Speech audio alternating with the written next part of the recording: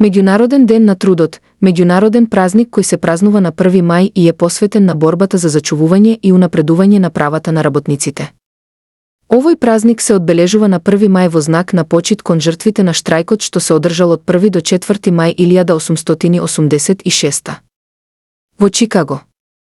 На овој штрајк, организиран со цел воведување на 8-часовен работен ден, била употребена сила од страна на полицијата, при што имало и жртви. Подоцна, организаторите на штрајкот биле изведени на суд, при што 4 од нив биле погубени. Во знак на почит кон жртвите од Чикашкиот штрајк, Втората интернационала на својот основачки конгрес во 1889 донесе декларација со која се повикуваат работниците од целиот свет на демонстрации на 1 мај со цел подобрување на својата положба. Оттогаш, традиционално, на 1 мај секоја година во повеќе земји ширум светот се одржуваат демонстрации во знакот на одбележувањето на Меѓународниот ден на трудот. Меѓународниот ден на трудот е државен празник во повеќе земји во светот, пред во комунистичките и бившите комунистички земји.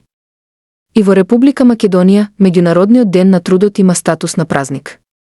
Притоа, до 2006 година, тој се празнувал 2 дена, на 1 и 2 мај, а од 2007 година се празнува само 1 ден.